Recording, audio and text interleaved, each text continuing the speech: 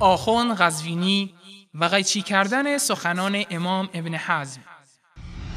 آیت الله قزوینی روایتی را از المحلای ابن حزم نقل می کند که در آن آمده است: برخی از صحابه قصد داشتند رسول الله صلی الله علیه و آله و سلم را ترور کنند.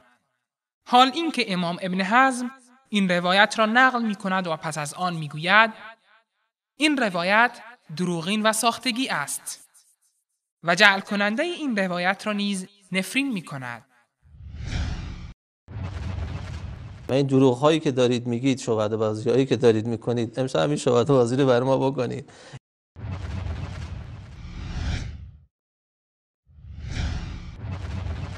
من فقط به دوستان توصیه میکنم کتاب المحلا مال ابن حزم اندلسی جلد 11 صفحه 224 کتاب الحدود باب حد المرتد، اونجا ایشون ما نام نمیبریم دیگه، فقط حدیث دیگه اونا خودشون برن ببینن تعدادی از افرادی که به هنگام مراجعت از تبوک تصمیم گرفتن که نبی مکرم رو به قتل برسانن، عزیزان اونجا میتونن ببینن. بعضی از اسامی را هم آقای ابن حزم اندلسی اونجا آورده.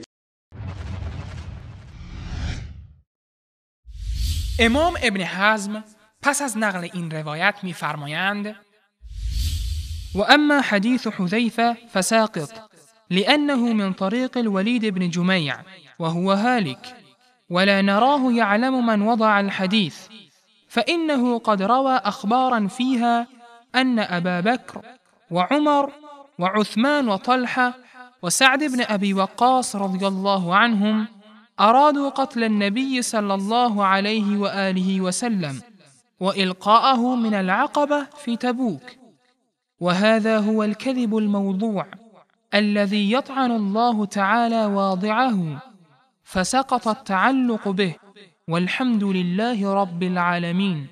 و اما حدیث حذیفه هیچ اعتباری ندارد، چرا که از طریق ولید ابن جمیع روایت شده و این شخص هالک است، یعنی هیچ اعتبار و ارزشی ندارد و نمیدانیم که سازنده این روایت کیست. و این شخص روایتی را نقل می کند که ابوبکر و عمر و عثمان و طلحه و سعد ابن ابی وقاص رضی الله عنهم قصد داشتند رسول الله صلی الله علیه و آله و سلم را ترور کنند و او را از دره تبوک پرت کنند.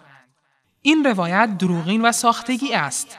الله کسی که این روایت را ساخته نابود کند و این روایت از اعتبار ساقط شده است و حمد و سپاس از آن الله پروردگار جهانیان است.